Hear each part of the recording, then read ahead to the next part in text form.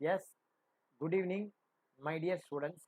இன்னைக்கு நம்ம டேலியில் நரேஷன் கோ ஃபுல் சம்மு இன்னைக்கு நம்ம பார்த்துருவோம். Exam orient sum, you have to get prepare for that. ஓகேவா? ஃபஸ்ட்டு டேலியில் நேற்றுக்கு நம்ம போட்ட அந்த நரேஷன் கோ சம்மை செலக்ட் பண்ணிப்போம். எப்படி செலக்ட் பண்ணுறது? From gateway of Tally select from drive, அதில் டி டிரைவ். நம்முடைய சம் எங்கே இருக்குன்னா 95th பேட்சில் இருக்குது. 95th பேட்சில் நரேஷனுக்கு இதுதான் நம்முடைய சம். ஃபஸ்ட்டு வந்து என்ன பண்ணணும்னு சொன்னால், முதல் ஸ்டெப்பு கம்பெனி கிரியேட் பண்ணணும். அட்ரஸோட போட்டு மெயில் ஐடிலாம் போட்டு இந்த மாதிரி கம்பெனி கிரியேட் பண்ணணும். இது முதல் ஸ்டெப். ரெண்டாவது ஸ்டெப் என்ன சொன்னோம்னா, F11ல் பில் வைஸ் டீட்டெயில் எனேபிள் பண்ணணும். ரெண்டாவது ஸ்டெப் நம்ம என்ன சொன்னோம்? ரெண்டாவது ஸ்டெப் நம்ம டேலியில் பில் வைஸ் எனேபிள் பண்ணணும். அப்புறம் பார்த்தீங்கன்னா இன்வென்ட்ரி இதை எனேபிள் பண்ணிக்கோ. இது ஏன் நான் அப்புறம் சொல்கிறேன். அடுத்தது ஜிஎஸ்டி அதை போட்டு எனேபிள் பண்ணி ஜிஎஸ்டி நம்பர் போட்டு என்ட்ரு கொடுத்து இதை சேவ் பண்ணிக்கோ அப்படின்னு சொல்லிட்டு. மூணாவது ஸ்டெப்பு ஆடுற மட்டும் ஆடி கறக்கணும், பாடுற மட்டும் பாடி கறக்கணும் பாருங்க, உதைக்கிற மட்டும் உதைச்சி கறக்கணும். அதே மாதிரி ஓப்பனிங் பேலன்ஸ் போடணும்னா லெட்ஜர் கிரியேட் பண்ணணும். அந்த லெட்ஜர் கிரியேஷன் 2 மோடில் இருக்குது. ஒன்று சிங்கிள் மோடு, இன்னொன்று மல்டிபிள் மோடு. சிங்கிள் மோடில் எப்போ கிரியேட் பண்ணணும்? ஒரு லெட்ஜருக்கு டீட்டெயில்டு இன்ஃபர்மேஷன் கொடுக்கணும் அப்படின்னா சிங்கிள் மோட்ரி மோடில் போங்க. மல்டிபிள் மோடை எப்போ செலக்ட் பண்ணணும்? நிறைய லிஸ்ட் ஆஃப் லெட்ஜர் இருக்குது, அப்போ கடன் என்ட்ரி பண்ணணும் அப்படின்னா மல்டிபிள் லெட்ஜர் மோடுக்கு போங்க. ஸோ எப்படி என்ட்ரி பண்ணணும்னு சொன்னாக்க சிங்கிள் என்ட்ரி, மல்டிபிள் என்ட்ரி.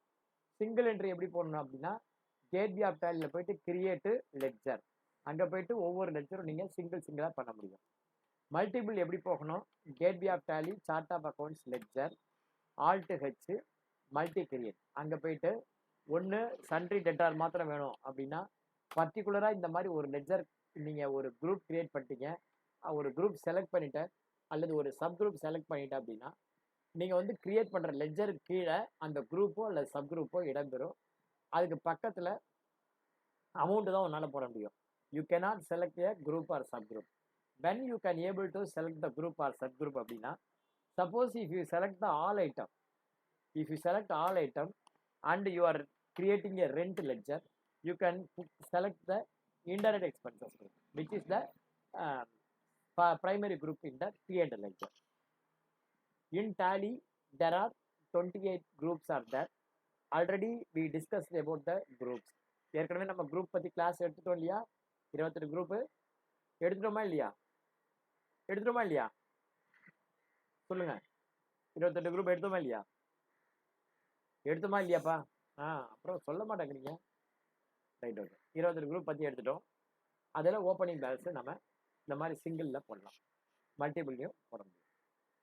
நாம் வந்து பார்த்தீங்கன்னா இன்றைக்கி என்ன பண்ண போகிறோம் அப்படின்னா ஓப்பனிங் பேலன்ஸ்லேயே வந்து பார்த்தீங்கன்னா ஆல்டர் பண்ணுறது. ஓகேவா?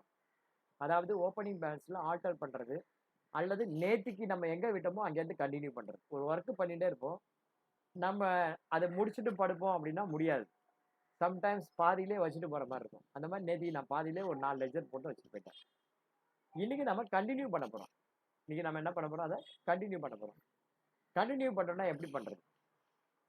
எகைன்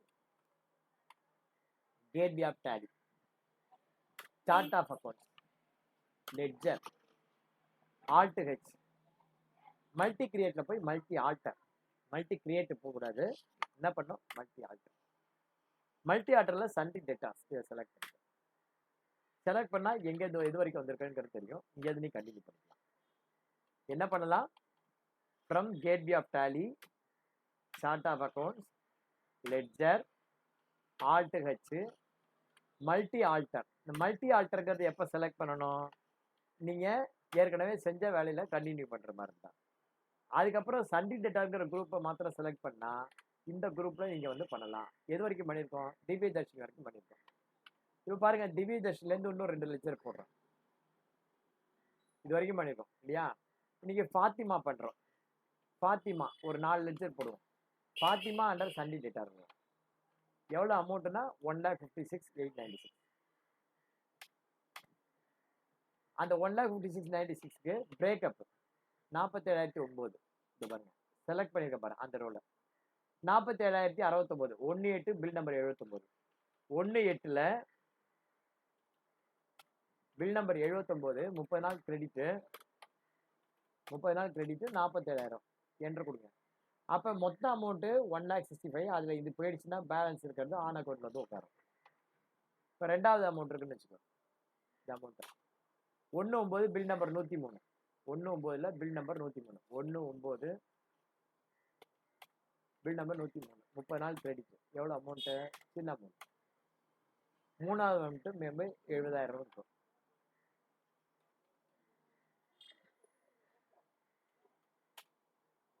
முப்பத்தொன்னு பத்து பில் நம்பர் 134 30 நாள் கிரெடிட் 70,000 என்டர். அப்படியே கண்டினியூ பண்ண வேண்டியதான். பாத்திமா. அடுத்தது பார்த்தீங்கன்னா கார்த்திக் ஜி.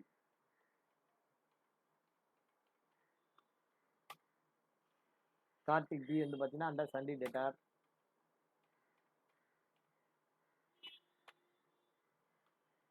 அதோடைய பிரேக்கப் 51,000. சாரி, மொத்த அமௌண்ட் போடணும் ஃபர்ஸ்ட். மொத்த அமௌண்ட் இந்த மொத்த அமௌண்ட்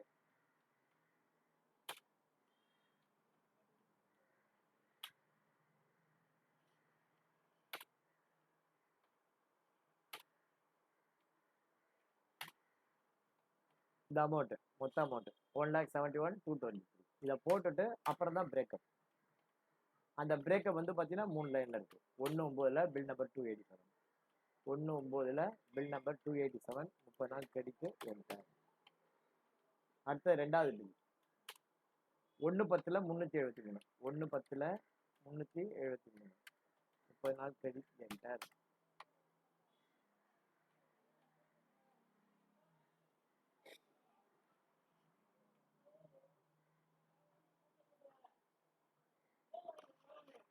அதாவது பார்த்தீங்கன்னா இந்த amount 1/3/23 1/3/23ல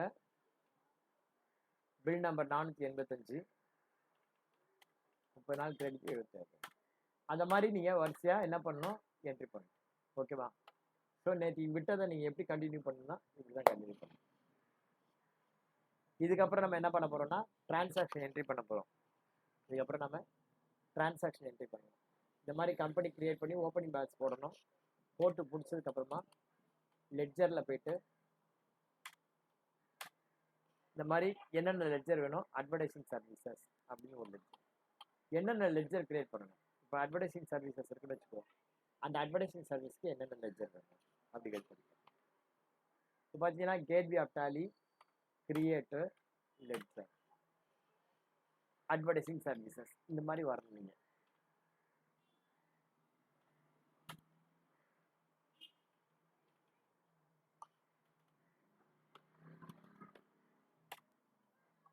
advertising service name already இருக்குன்னு சொல்லிட்டு பார்க்குறேன்.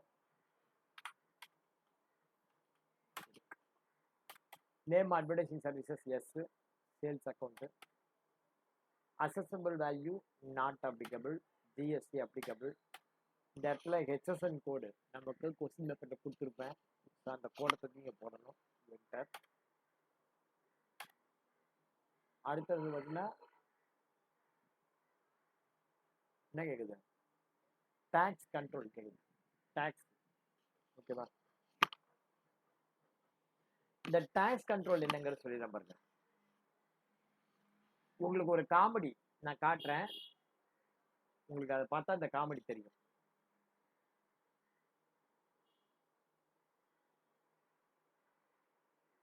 இது என்ன காமெடின்னு சொல்லுங்க பார்ப்போம்.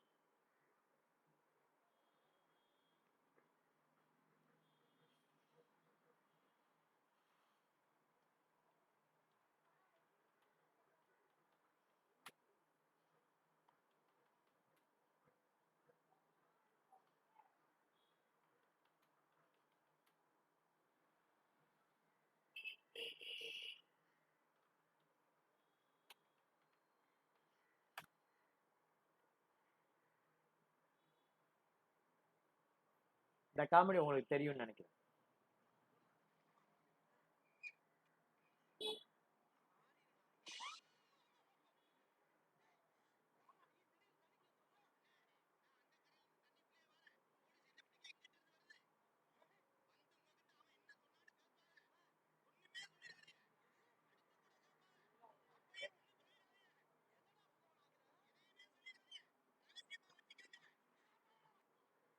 இப்ப பாத்தீங்களா இந்த காமெடி? எத்தனை பேர் பார்த்திருக்கீங்க இது? எவ்வளவு அருமையான விஷயம் தெரியுமா?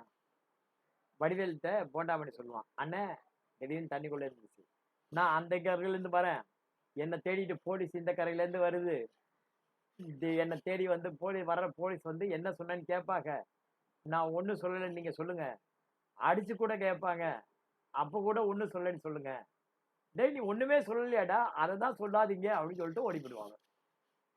அதுக்கப்புறம் என்ன பண்ணும், போலீஸ்காரன் வருவான், வந்து டேய் அவன் என்ன சொன்னான்னு கேட்பான், ஒண்ணும் சொல்லலன்னு சொல்லிட்டு அந்த மாதிரி சொல்லுவான், அப்புறம் அவனை 2 சாத்துவாங்க, அப்ப கூட அதான் சொல்லுவான். இது ஒரு காமெடி. இந்த காமெடி டேலியில எப்படி இருக்கு அப்படின்னா, டேலியில இந்த லெட்ஜர் கிரியேட் பண்றேன் இல்லையா, லெட்ஜர் கிரியேட் பண்ணும்போது டாக்ஸ் லெட்ஜர் கொடுக்க நிறைய இடத்துல ஆப்ஷன் இருக்கும். நிறைய இடத்துல ஆப்ஷன் இருக்குங்கிறத நீ எல்லா இடத்துலயும் கொடுக்க கூடாது, அடிச்சு கூட கேட்பாங்க, அப்ப கூட சொல்லக்கூடாது. ஒரு இடத்துல தான் நீ வந்து லெட்ஜர் கண்ட்ரோல் டாக்ஸ் கண்ட்ரோல் கொடுக்கணும். புரியுதா? என்ன சொல்லணும், ஒரு இடத்துல தான் கொடுக்கணும், எல்லா இடத்துலயும் கொடுக்க கூடாது. எங்கெல்லாம் கேட்கும் தெரியுமா? இப்ப பார்த்தோன்னு வச்சுக்கோ, டேலியில F11 ப்ரெஸ் பண்றேன், F11ல இந்த இடத்துல இங்க பாத்தீங்கன்னா இங்க GST set alter company GST rate details yes அப்படின்னு கொடுத்தீங்கன்னா இந்த இடத்துல ஸ்பெசிஃபை டீடைல்ஸ் இயர்ல இந்த மாதிரி ஹெச்எஸ்என் கோடு அந்த மாதிரி கொடுத்துட்டு அந்த மாதிரி டாக்ஸ் இந்த மாதிரி கொடுக்கலாம் 18% அப்படின்னு. இது ஒரு இடமா. அடுத்தது பாத்தீங்கன்னா லெட்ஜர்ல இது ஒரு இடமா, டாக்ஸபிள் 1899 அப்படி கொடுக்கணும், டைப் ஆஃப் சப்ளை சம்.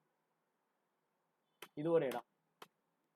ரெண்டாவது இடங்க அட்வர்டைசிங் சர்வீஸ்ல under sales account GST applicable specify details year இங்க டாக்ஸ். இது ஒரு இடம். அதுக்கப்புறம் பாத்தீங்கன்னா அவுட்புட் சிஜிஎஸ்டி இங்க வந்து பாத்தீங்கன்னா இங்க பர்சன்டேஜ் இங்க 9 அப்படின்னு கொடுத்துக்கலாம். பட் என்ன பண்ணக்கூடாது, கொடுக்கக்கூடாது. இது மூணாவது இடம். நாலாவது இடம் பாத்தீங்கன்னா gateway of Tally create stock group. For example cellphone அப்படின்னு ஒரு குரூப் கிரியேட் பண்றோம், அங்க வந்து பாத்தீங்கன்னா as per specify details year இங்க ஒரு வாட்டி கொடுக்கலாமா, இங்க ஒரு வாட்டி கொடுக்கலாம். அஞ்சாவது ஸ்டாக் ஐட்டம் கேட்டகரியில வராது, ஐட்டம் இருக்குல்ல அங்க போயிட்டு போடலாம், நோக்கியா 1100 இங்க வந்து பாத்தீங்கன்னா நம்பர்ஸ் அப்படின்னு சொல்லிட்டு இங்க ஒரு வாட்டி 1 நாள் கொடுக்க முடியும். இங்க வந்து பாத்தீங்கன்னா இங்க அப்ளிகபிள் கொடுத்துட்டு ஸ்பெசிஃபை டீடைல்ஸ் இயர் 1956 இங்க வந்து ஸ்பெசிஃபை டீடைல்ஸ் இயர் டாக்ஸ் இப்படியும் 1 நாள் கொடுக்க முடியும். ஓகேவா? ஸோ இந்த டாக்ஸ் கண்ட்ரோல், இந்த டாக்ஸ் கண்ட்ரோல் எதுக்காக கொடுக்கறது அப்படின்னா, யானை வரும் பின்னே மணி ஓசை வரும் முன்னே. சேல்ஸ் என்ட்ரி 10,000 அப்படின்னா அதுக்கு 10% டாக்ஸ்னா 1000 ரூபாய் அப்படின்னு கால்குலேட் பண்ணணும். அந்த கால்குலேஷன் டேலியில் ஆட்டோமேட்டிக்காக பண்ணணும். அந்த மாதிரி ஆட்டோமேட்டிக்காக பண்ணா லெட்ஜரில் டாக்ஸ் கண்ட்ரோல் கொடுக்கணும். எந்த லெட்ஜரில் கொடுக்கணும்னா, நீ வந்து சர்வீஸ் பண்ணுறியா இல்லை சேல் பண்ணுறியா, சேலுக்கும் சர்வீஸ்க்கும் என்ன வித்தியாசம்? இப்போ நான் ஒரு கடை வச்சுருக்கேன், இதோ இந்த மாதிரி கடை பொடி கடை மாதிரி ஒரு வச்சுருக்கேன், ஒரு ப்ராடக்ட் எடுத்து நான் சேல் பண்ணுறேன், எடுத்து அவள் கையில் கொடுக்குறேன், ஒருத்தர் கையில் காசு வாங்கி போடுறேன். அப்போ சேலில் அந்த குட்ஸ் ஆஃப் த ரைட்டு என்கிட்ட இன்னொருத்தருக்கு ட்ரான்ஸ்ஃபர் ஆகுது. எப்போ ட்ரான்ஸ்ஃபர் ஆகுது? நான் கையில் காசு வாங்கி போட்டு பொருள் அங்கே கொடுக்கும்போது ஓனர்ஷிப் ஆட்டோமேட்டிக்காக ட்ரான்ஸ்ஃபர் ஆகிடுது. ஓகேவா? என் கையிலேருந்து அங்கே போச்சுனாலே ஓனர்ஷிப்பு ட்ரான்ஸ்ஃபர் ஆனது குட்ஸில் அதாகுது. ஆனால் சர்வீஸில் ஓனர்ஷிப்பை ட்ரான்ஸ்ஃபர் பண்ண முடியுமா? முடியாது. சர்வீஸ் அப்படிங்கிறது என்ன? டைம் இஸ் கன்வெர்டட் இன்டு மணி. இப்போ நான் உங்களுக்கு கிளாஸ் எடுக்கிறேன், 1 ஹவர் எடுத்தால் 500 ரூபாய், 2 ஹவர் எடுத்தால் 1000 ரூபாய். ஓகேவா? அந்த மாதிரி டைம் இஸ் கன்வெர்டட் இன்டு மணி. இப்போ என்ன மாதிரியே இந்த கிளாஸை இன்னொருத்தர் வந்து எடுக்க முடியுமா? என்னை விட பெஸ்ட்டாக எடுக்கலாம், இல்லை ஒர்ஸ்ட்டாக எடுக்கலாம். பட் என்ன மாதிரி எடுக்க முடியாது. ரைட்டா? என்ன மாதிரி கண்டிப்பாக யாராலும் எடுக்க முடியாது. ஒன்று என்னை விட பெஸ்ட்டாக எடுக்கலாம், இல்லை என்னை விட ஒர்ஸ்ட்டாக எடுக்கலாம். என்ன மாதிரியே எடுக்க முடியாதுன்னா என்ன மாதிரி என்னை தவிர வேறு யாரும் எடுக்க முடியாது. அதே மாதிரி தான். ஓகேவா? இந்த டாக்ஸ் கண்ட்ரோல் நிறைய இடத்துல இருக்கு. இப்போ நான் உங்களுக்கு காட்டுற மாதிரி நிறைய இடத்துல இருக்கு. டாக்ஸ் கண்ட்ரோல் எதுக்கு நம்ம கொடுக்குறோம் அப்படின்னா, ப்ரோக்ராமில் கொடுத்தா தான் அது கால்குலேட் ஆகும். அதுக்காக கொடுக்குறோம்.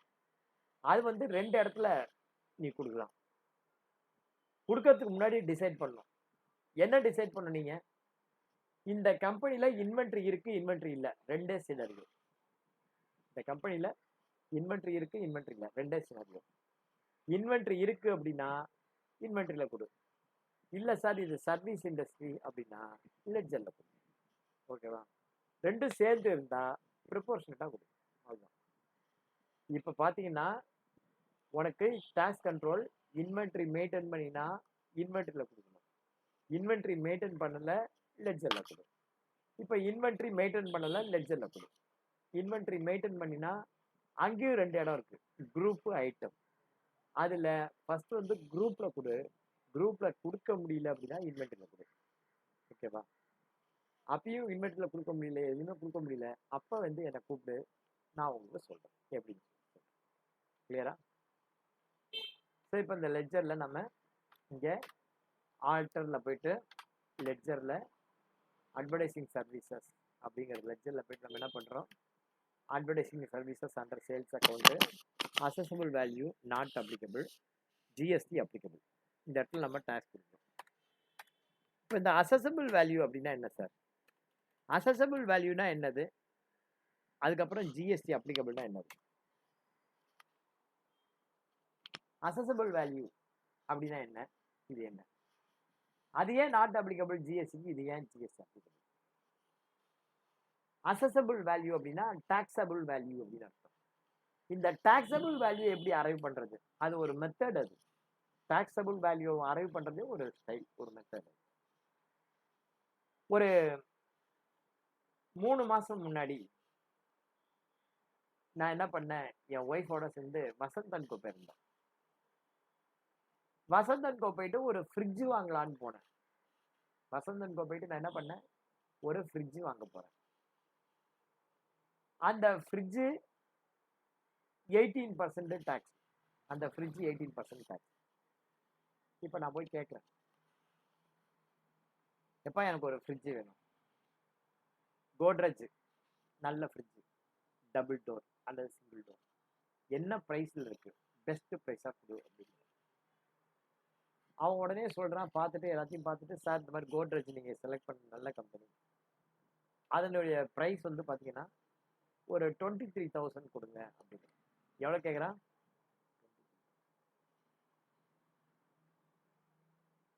அப்போ எனக்கு ஃப்ரிட்ஜோட காசு எவ்வளவு? ஃப்ரிட்ஜோட காசு எவ்வளவு?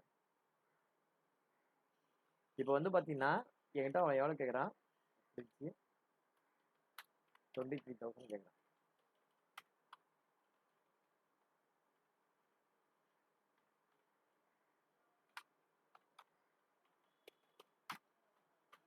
ஃப்ரிட்ஜோட காசு எவ்வளவு? 23,000. சரி, ஃப்ரிட்ஜு வாங்கலாம் அப்படின்னு நான் முடிவு பண்ணிட்டேன். ஃப்ரிட்ஜு வாங்கலான்னு முடிவு பண்ணிட்டேன். அப்போ இந்த 23,000க்கு ஜிஎஸ்டி வரும் எனக்கு. அவ்வளோதான். ஃப்ரிட்ஜு வாங்கினதுக்கு அப்புறம் சொல்கிறான், சார் ஃப்ரிட்ஜை வாங்கி எங்கே சார் வைக்க போறீங்கன்னா, வீட்டில் தான் வைப்பேன்.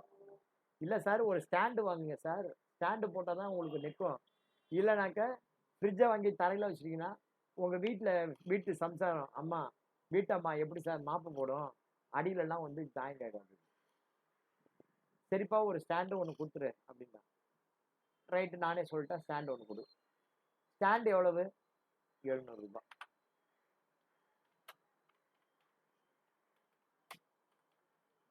ஸ்டாண்ட் எவ்வளவு? 700 ரூபாய்.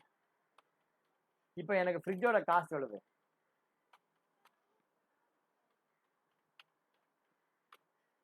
ஃப்ரிட்ஜோட காசு எவ்வளவு எனக்கு? எவ்வளவு?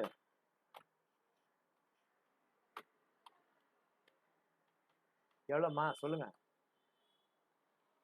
எனக்கு இப்போ ஃப்ரிட்ஜ் காசு எவ்வளவு? 23.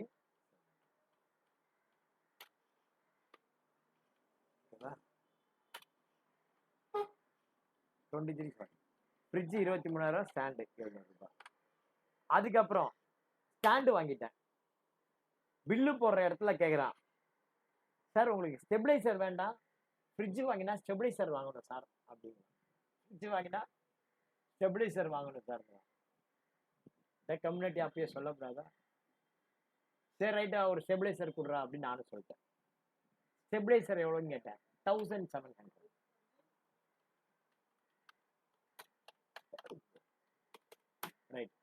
25,400 ஆயிடுச்சு. 25,400 ஆயிடுச்சு. நடந்த கதை அது, பொய் இல்ல உண்மை.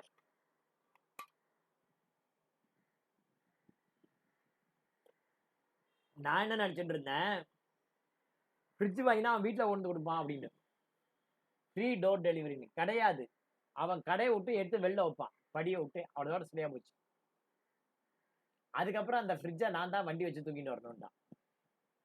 டெலிவரி சார்ஜ் எவ்வளோடான்னு கேட்டேன். 500 ரூபா, அதுக்கு ஜிஎஸ்டி உண்டு அப்படின்னு. நான் தான் கொடுக்கணுமா, இது ஃப்ரீயாக கொண்டு வர மாட்டீங்களா? இல்லை சார், டெலிவரி சார்ஜ் நீங்கள் கொடுத்து தான் அப்படின்னு.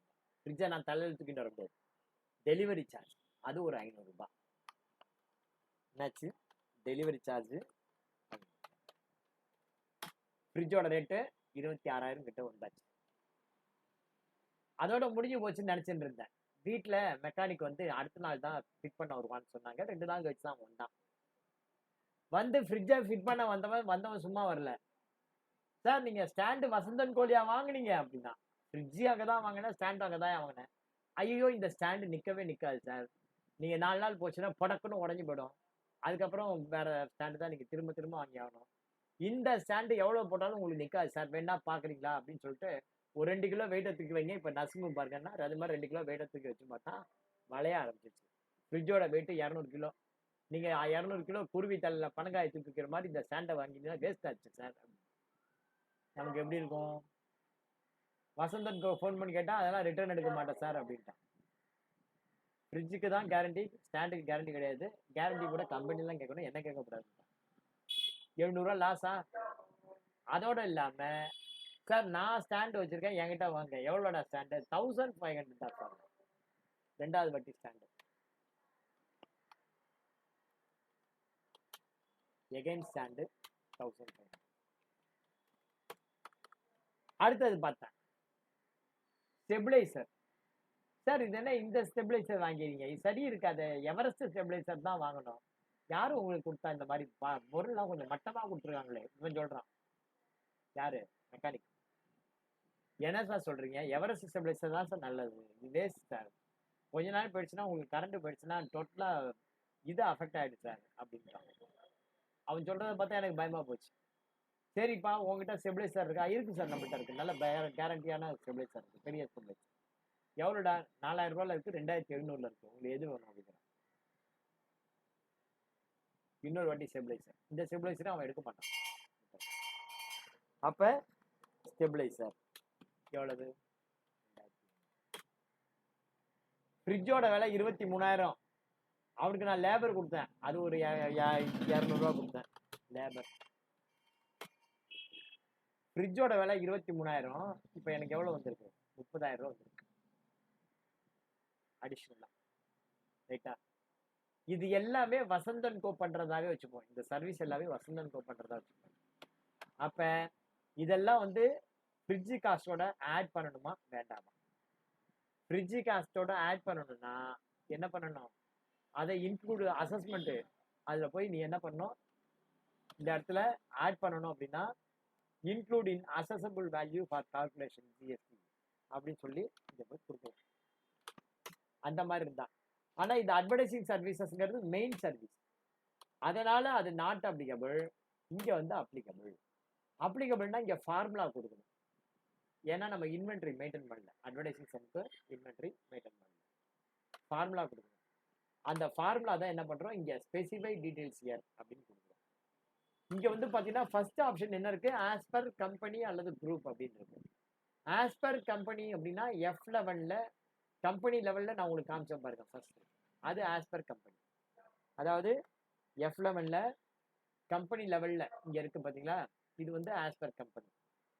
அல்லது குரூப் அப்படிங்கிறது பாத்தீங்கன்னா இங்க இருந்தபடியே ஆல்ட் ஜி போயிட்டு கிரியேட் மாஸ்டர் ஸ்டாக் குரூப், அங்க போய் பாத்தீங்கன்னா இங்க இருக்கு பாத்தியா, இது குரூப். அப்ப இந்த 2 இடத்துல எங்க கொடுக்க போறேன், ஆஸ் பர் கம்பெனியா அல்லது குரூப்பா, அல்லது ஸ்பெசிஃபை டீடைல்ஸ் ஹியர், இங்க வந்து ஸ்பெசிஃபை பண்ண போறியா, அல்லது கிளாசிஃபிகேஷன் ஏதாவது யூஸ் பண்ண போறியா. நீ ஏற்கனவே ஏதாவது கிளாசிஃபிகேஷன் யூஸ் பண்ணியிருந்த அப்படின்னா இந்த மாதிரி கிரியேட் பண்ணி வச்சிருந்தா அதை நீ எடுத்துக்கலாம். ஆனா அது மாதிரி ஒண்ணும் இல்லை. அப்ப எதை செலக்ட் பண்ணணும், ஸ்பெசிஃபை டீடைல்ஸா செலக்ட் பண்ணணும். வேற என்ன இருக்கு, ஷோ மோர்ல போய் பாத்தீங்க அப்படின்னா யூஸ் ஜிஎஸ்டி கிளாசிஃபிகேஷன் ஸ்பெசிஃபை இன் வவுச்சர் அப்படின்னு இருக்கு. வவுச்சரில் கூட பண்ணிக்கலாம். இதெல்லாம் நமக்கு சரிப்பட்டு வராது. ஸ்பெசிஃபை டீடைல்ஸ் ஹியர் தான் ரைட். அங்கே போயிட்டு உங்களுக்கு அதனுடைய ஹெச்எஸ்என் கொடுத்துருப்பேன். வந்து பார்த்தீங்கன்னா இங்கே ஹெச்எஸ்என் கொடுத்துருப்பேன். ஹெச்எஸ்என் நம்பர் இதுதான். ஹெச்எஸ்என் நம்பர், ஹெச்எஸ்என் டேக்ஸ் இது கொடுத்துருக்கேன். அதை வந்து இங்கே போட்டுக்க வேண்டியது. அதே மாதிரி டேக்ஸுக்கு ஸ்பெசிஃபை டீடைல்ஸ் ஹியர் டாக்ஸபிள் 18% அப்படின்னு. ஐஜிஎஸ்டி 18 அப்படின்னா சிஜிஎஸ்டி எஸ்ஜிஎஸ்டி தானா பிரிஞ்சிடும். ஐஜிஎஸ்டி 18 போட்டா சிஜிஎஸ்டி 9 எஸ்ஜிஎஸ்டி 9 தானா பிரியும். ஏன் வரலன்னு தெரியல. ஓகேவா? ஐஜிஎஸ்டி 18 போட்டா சிஜிஎஸ்டி 9 எஸ்ஜிஎஸ்டி 9. அடுத்தது type of supply. Type of சப்ளைன்னு கேட்டீங்கன்னா குட்ஸை விற்கிறியா சர்வீஸை விற்கிறியா? ஏன்னா குட்ஸை விற்கினா அதுக்கு தனி ட்ரீட்மெண்ட், சர்வீஸ் விற்றா அதுக்கு தனி ட்ரீட்மெண்ட். நீ விற்கிறது குட்ஸா சர்வீஸ் அது சொல்லணும். இந்த இடத்துல சர்வீஸ் இந்த சம்முக்கு enter enter enter enter advertisement. அடுத்தது பார்த்தீங்கன்னா output CGST under duties and taxes. GST அங்கே சிஜிஎஸ்டி வந்தால் அதில் சி வந்தால் இங்கே சிஜிஎஸ்டி. பர்சன்டேஜ் இங்கே ஒரு வாட்டி கேட்கும், ஆனால் கொடுக்கக்கூடாது. அதே மாதிரி எஸ்ஜிஎஸ்டி. எஸ்ஜிஎஸ்டி இங்கே பர்சன்டேஜ் கேட்கும், கொடுக்கக்கூடாது. அடுத்தது ரவுண்ட் ஆஃப். ரவுண்ட் ஆஃப்ங்கிறது 2 வாட்டி ஜிஎஸ்டி நாட் அப்படிங்கிறது. ஆக்சுவலாக அது ஒரு இன்டைரக்ட் எக்ஸ்பென்சஸ். 2 வாட்டி ஜிஎஸ்டி நாட் அப்படிங்கிறது. 2 வாட்டி ஜிஎஸ்டி நாட். ஏன் 2 வாட்டி நாட் அப்ளிகபிள்னா ரவுண்ட் ஆஃப் அப்படிங்கிறது it is not a goods, it is not a service. எது ஒன்று குட்ஸாவோ அல்லது சர்வீஸாவோ இல்லையோ அதுக்கு ஜிஎஸ்டி வராது. GST is applicable when there is a goods or service. If there is no goods or if there is no service, then GST will not applicable. So GST will come only if take place of goods or services.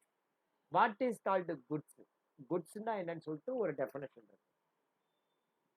அது ஒரு பெரிய definition. Service, சர்வீஸ்னா என்னன்னு சொல்லிட்டு அது ஒரு பெரிய definition. நீங்க அதுதான் படிச்சுக்கணும். குட்ஸா சர்வீஸ் நமக்கு சொல்ல தெரியும். Time is converted into money, service. பொருளை விற்று உடனே காசு வாங்கி போட்டா குட்ஸ். ரைட்டா?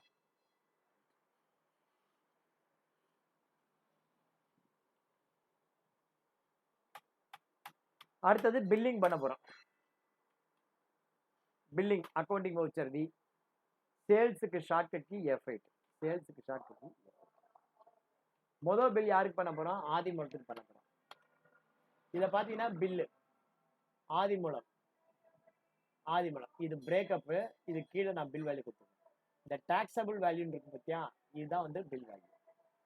இது வந்து ரசிப்ட், இது வந்து ரசிப்ட்.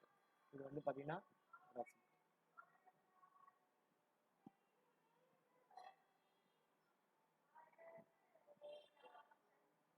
இது வந்து பார்த்தீங்கன்னா என்னது? ரசிப்ட். இது பார்த்தீங்கன்னா என்னது? இதுவும் ரசிப்ட் தான். இதுவும் அமௌண்ட் ரிசீவ்டு. இது ரெண்டும் ரெசிப்ட். இது வந்து பார்த்தீங்கன்னா என்ன? சேல்.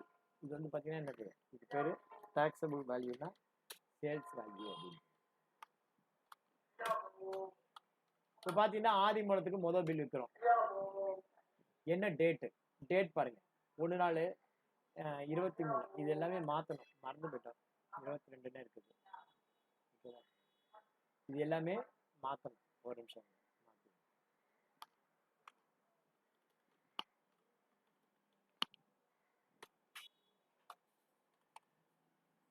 ஓகேவா? அதே மாதிரி இதையும் மாற்றிடும்.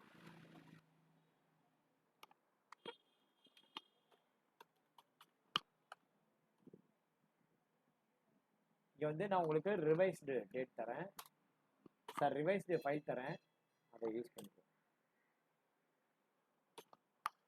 ரிவைஸ்டு ஃபைல் நீங்கள் எக்ஸல் தரேன், அதை யூஸ் பண்ணிக்கோ. பில்லிங் எப்படி பண்ணணும்? ஃபர்ஸ்ட் வந்து 1/4/2003 ஆதிமூலத்துக்கு 18,250. ஆதிமூலம்ங்கிற பேரில் ஒரு லெட்ஜர் கிரியேட் பண்ணணும். 1/4/23. Gateway of Tally accounting voucher V. F8 press பண்ணீங்கன்னா சேல்ஸ். எடுத்த உடனே F2 ப்ரெஸ் பண்ணி 1/4/23 டேட் போட்டு. அடுத்தது ஆதிமூலம் செலக்ட் பண்ணுங்க. ஆதிமூலம் செலக்ட் பண்ணி அட்வர்டைசிங் சர்வீசஸ் அப்படிங்கிறத செலக்ட் பண்ணுங்க. டிஸ்கிரிப்ஷன் வேண்டாம், என்ட்ரு கொடுங்க. F12 ப்ரெஸ் பண்ணி டிஸ்கிரிப்ஷன் வேண்டாம் அப்படின்னா ப்ரொவைட் அடிஷ்னல் டிஸ்கிரிப்ஷன் நோ கொடுத்து. எவ்வளோ அமௌண்ட்டு? 18,287. இந்த அமௌண்ட்டை கொடுங்க. 18,200. அதுக்கப்புறம் யானை வரும் பின்னே மணி ஓசை வரும் பின்னே. அந்த மாதிரி output CGST, output SGST, round off. இந்த ரவுண்ட் ஆஃப் வந்து பார்த்தீங்கன்னு வச்சுக்கோங்க, ரவுண்ட் ஆஃப் அப்படின்னா என்னன்னா 21,578 66 பைசா. 66 பைசாங்கிறது கிடையாது. அதை ரவுண்ட் ஆஃப் பண்ணணும் அப்படின்னா அது கூட ஒன்று 34 பைசாவை கூட்டணும், இல்லை 66 பைசாவை கழிக்கணும். அப்போ தான் அந்த final invoice value round off. இதில் ஃபர்ஸ்ட் நான் என்ன பண்ணுறேன், கூட்டுறேன். 66 பைசாவோட 34 பைசாவை கூட்டுறேன். கூட்டினா என்ன ஆகும்? 21,578 21,579 ஆகும். 0.34 அப்படின்னு போட்டோம்னா ஆட்டோமேட்டிக்கலாக ரவுண்ட் ஆஃப் இங்கே எவ்வளோன்னு காட்டும். ஸோ என்ட்ரு கொடுத்து நியூ ரெஃபரன்ஸ் போய்ட்டு என்ன டேட்டோ அந்த டேட் 30 நாள் கிரெடிட் கொடுத்துருக்கோம். என்ட்ரு கொடுத்து அவ்வளோதான். ஸோ பில்லிங் எப்படி பண்ணணும்? ஆஷிமாக்கு 20,324 டேக்ஸ் வேல்யூ 1/4/23. F2 போட்டுக்கணும். முதல்ல டேட்டை மாற்றிக்கணும். அடுத்தது பார்ட்டியை செலக்ட் பண்ணணும். அடுத்தது அட்வர்டைசிங் சர்வீஸ் செலக்ட் பண்ணணும். இங்கே அமௌண்ட்டை பார்க்கணும். 20,324 அமௌண்ட்டை பாருங்க. யானை வரும் பின்னே மணி ஓசை வரும். Output CGST. ரவுண்ட் ஆஃப் வேணுமா? வேணும். இப்போ ரவுண்ட் ஆஃப் பொறுத்த வரைக்கும் என்ன பிரச்சனை? ரவுண்ட் ஆஃப் வந்து குறிக்கக்கூடாது. ரவுண்ட் ஆஃப் வந்து பார்த்தோன்னா குறைக்கணும். 32 பைசா குறைக்கணும். ரவுண்ட் ஆஃப் -0.3 குறைக்கணும். என்ன பண்ணணும்?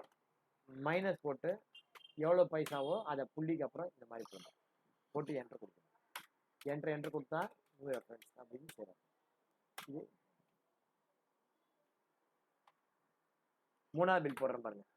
ப்ரூனோ ஸ்னேகா. அதே 1 நாள் ப்ரூனோ ஸ்னேகா 44,417. இங்கே வந்து பார்த்தீங்கன்னா Bruno Sneha advertising services amount வந்து பார்த்தீங்கன்னா 44,417. அமௌண்ட்டு 44,417. அதுக்கப்புறம் output CGST, output SGST, round off. Round off வந்து இப்போ குறைக்கணும். என்ன பண்ணும்? மைனஸ் போட்டு 0.0. இந்த மாதிரி நீங்கள் என்ட்ரு கொடுத்து சேவ். இந்த மாதிரி தான் நீங்கள் என்ன பண்ணணும்? இந்த மாதிரி தான் நீங்கள். இது வரைக்கும் புரியுதா? எப்படி போடணும் சேல்ஸ் பில்லு?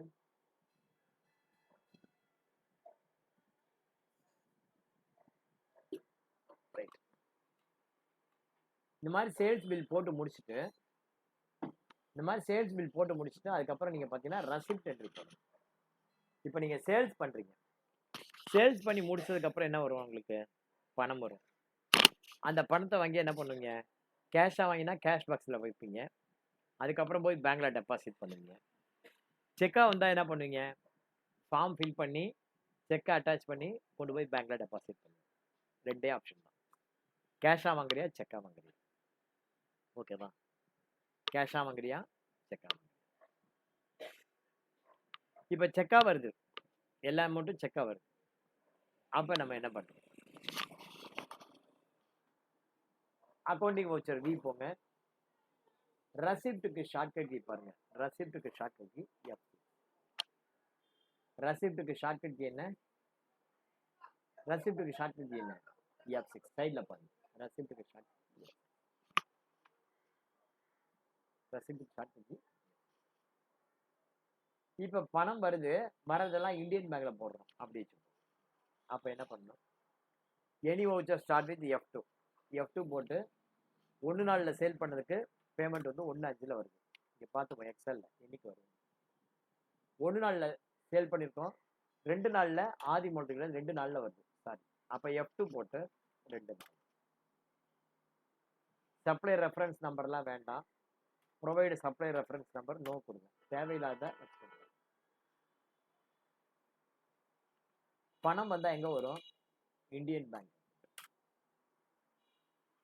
யார்கிட்ட இருந்து வருது பணம்? முதல் பணம் ஆதிமூலத்துக்கிட்ட இருந்து வருது. எவ்வளவு? 49,600.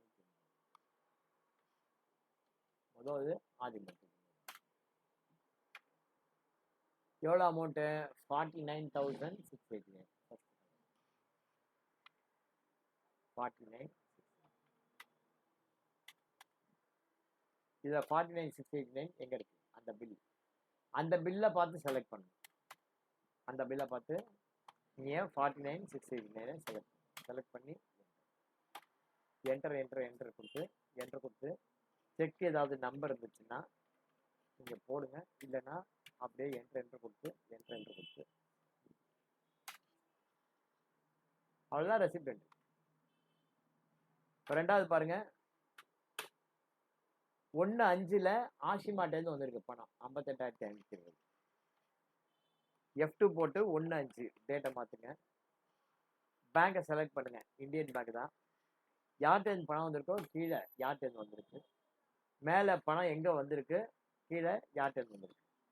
அமௌண்ட் பார்த்தீங்கன்னா 58,520. 58,520. எகெயின்ஸ்ட் ரெஃபரன்ஸில் போயிட்டு 58,520. Enter enter enter enter enter enter enter enter enter enter enter. அவ்வளோதான், முடிஞ்சிச்சு. ஸோ இதே மாதிரி நீங்கள் ரெசிப்ட் என்ட்ரி போடணும். நீங்கள் என்ன பண்ணணும்? சேல்ஸ் என்ட்ரி போடணும். சேல்ஸ் என்ட்ரி போட்டுட்டு ரெசிப்ட் என்ட்ரி போடணும்.